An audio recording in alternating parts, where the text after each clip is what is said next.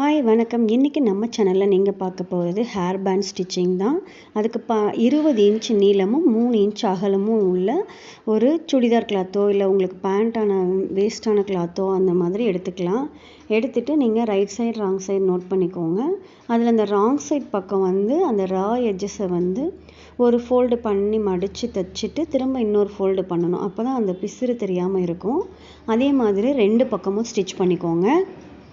தைக்கும்போது ஒரு 1/4 இன்ச் அளவுக்கு மட்டும் மடித்து தைக்கிற மாதிரி பார்த்துக்கோங்க. எக்ஸ்ட்ரா தைச்சிட்டிங்க அப்படின்னா உங்களுக்கு ரப்பர் பேண்டோட லென்த் கம்மியாயிடும். 2 பக்கமும் தைக்கணும் அப்படிங்கிறதுனால உங்களுக்கு 1/4 இன்ச் போதுமானதாக இருக்கும்.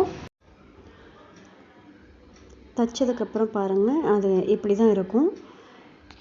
அதுக்கப்புறமா என்ன பண்ணணும்னு பார்த்தீங்கன்னா, இந்த தைச்ச பக்கம் இருக்கும் இல்லைங்களா, அந்த பக்கம் நல்ல பக்கம் உள் பக்கம் போயிடணும், கெட்ட பக்கம் வெளியில் இருக்கணும். அந்த மாதிரி வச்சுக்கோங்க. அதில் ஒரு 1/4 இன்ச்சு அளவில் ஒரு மேலேருந்து கீழே வரைக்கும் சமமாக தையல் போட்டுட்டு வாங்க. தையல் கோணை முனையமாக இருக்கக்கூடாது, நல்லா நேராக இருக்கணும். இப்போ நம்ம தைச்சதுக்கப்புறம் சுடிதார் பேண்ட்டு அந்த மாதிரியெல்லாம் வேஸ்ட்டாக நம்ம தூக்கி தான் போடுவோம். சுடிதார் கிளாத்து கூட நிறைய மீதி ஆகும். அந்த மாதிரி இருக்கிற கிளாத்தில் நம்ம இந்த மாதிரி ஒரு 4-5 ரப்பர் பேண்ட் இல்லை 10 ரப்பர் பேண்ட் அந்த மாதிரி நம்ம செஞ்சு வச்சுக்கிட்டோம் அப்படின்னா உங்களுக்கு ரப்பர் பேண்ட் கடையில் வாங்கணும்னு அவசியமே இருக்காது.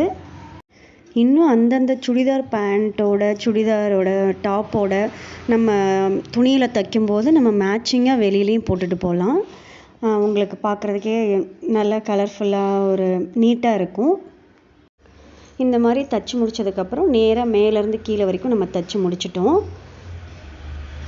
எக்ஸ்ட்ரா இருக்க நூலெல்லாம் நம்ம கட் பண்ணி விட்டுட்டு ஒரு பின்னு, நம்ம சேஃப்டி பின் இருக்கு இல்லைங்களா, அதை ஒரு ஓரமாக ஒரு குத்தி ஒரு லாக் பண்ணிட்டோம் அப்படின்னா நம்ம உள் பக்கமாக விட்டு ஆப்போசிட் பக்கம் எடுத்துகிட்டு வரும்போது நம்ம நாடாலாம் உள்ளே விட்டு எடுப்போம் இல்லைங்களா, அந்த மாதிரி உள்ளே விட்டு எடுத்துகிட்டே வரும்போது நமக்கு நல்ல பக்கம் வெளியில் வந்துடும், கெட்ட பக்கம் உள்ளே போயிடும். இந்த மாதிரி பின் உள்ளே விட்டு எடுக்கும்போது நம்ம பொறுமையாக தான் எடுக்கணும். அவசரப்பட்டு நம்மளால் எடுக்க முடியாது. கொஞ்சம் கொஞ்சமாக உள்ளே நகர்த்தி தான் நம்ம எடுக்கணும். பொறுமையாக எடுத்துகிட்டு வாங்க. எடுத்துகிட்டு வந்ததுக்கப்புறம் நல்ல பக்கம் மேலே, கெட்ட பக்கம் உள்ளேயும் நமக்கு போயிடும். அதுக்கப்புறம் நம்ம தையல் சைடில் வர மாதிரியோ அந்த மாதிரி ஒரு அயன் கூட நம்ம பண்ணிக்கலாம். வேணும்னா பண்ணிக்கலாம், இல்லைன்னா விட்டுறலாம். இப்போ நம்ம 20 இன்ச்சு நீளம் உள்ள துணிக்கு நம்ம 7 இன்ச்சு ஒரு எலாஸ்டிக் எடுக்கணும். எலாஸ்டிக் மாஸ்க் எலாஸ்டிக்குன்னு சொல்லிட்டு மாஸ்க்லலாம் இருக்கும் இல்லைங்களா, ரொம்ப மெலிசாக இருக்கும், அந்த மாதிரி எலாஸ்டிக்கும் வாங்கலாம். இது நான் 1/4 இன்ச்சுக்கும் கம்மியாக ஒரு சின்ன எலாஸ்டிக் இருந்தது, அதுதான் எனக்கு கிடச்சிது. அதனால் அதை நான் வாங்கிட்டு வந்திருக்கேன். இதையும் நம்ம நாடாவுக்குள்ளே போடுற மாதிரி ஒரு பக்கம் பின்னு குத்திட்டு அதை உள்ளே விட்டு எடுத்துகிட்டே வந்தோன்னா ஆப்போசிட் பக்கம் நமக்கு வெளியில் வரும். அதை 2 எலாஸ்டிக்கையும் சேர்த்து நம்ம டைட்டாக ஒரு நாட் போடணும்.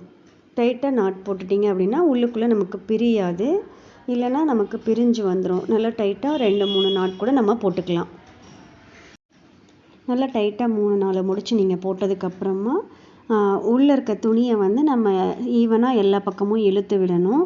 ஃபஸ்ட்டு எலாஸ்டிக்கில் எல்லாமே பொருந்துகிற மாதிரி நல்லா இழுத்து விடுங்க. அந்த நாட்டு உள்ளே போயிடணும். நல்லா உள்ளே போனதுக்கப்புறமா உங்களுக்கு ஒரு 2 எட்ஜ் இருக்கும் இல்லைங்களா, இந்த எட்ஜும் அந்த எட்ஜும் தனித்தனியாக நம்ம ஏற்கனவே பிசுறு தெரியாமல் தைச்சி வச்சுருக்கோம். அதை ஒன்றுக்குள்ளே ஒன்று உள்ளே விடணும். ஒன்று வெளியிலையும் ஒன்று உள் பக்கமும் நல்லா உள்ளே தள்ளி விட்டிங்கன்னா நல்லா உள்ளே போயிடும். அதுக்கப்புறம் நம்ம மேலேருந்து கீழே குறுக்கு வாக்கில் ஒரு தையல், நல்லா 2-3 தையல் அடிச்சுக்கணும். இதில் நீங்கள் 2-3 மணி உள்ள பெரிய பெரிய மணியாக தைக்கிறதுக்கு முன்னாடி கூட உள்ளே விட்டுக்கலாம். உள்ளே விட்டுட்டிங்கன்னா உங்களுக்கு பார்க்குறதுக்கு இன்னும் அழகாக இருக்கும். நம்ம கடையில் வாங்குகிற மாதிரியே இருக்கும். உங்களுக்கு கிடைச்சதுன்னா அந்த மாதிரி கூட வாங்கி ட்ரை பண்ணி பாருங்கள். என்கிட்ட இன்னும் மணி வாங்கலை நான், அதனால் வெறும் ப்ளைனாக வச்சு ஸ்டிச் பண்ணியிருக்கேன். இப்போ நான் தைச்சி எடுத்துட்டேன். தைச்சி எடுத்ததுக்கப்புறம் பாருங்கள், இந்த மாதிரி நமக்கு ரப்பர் பேண்ட் கிடச்சிரும்.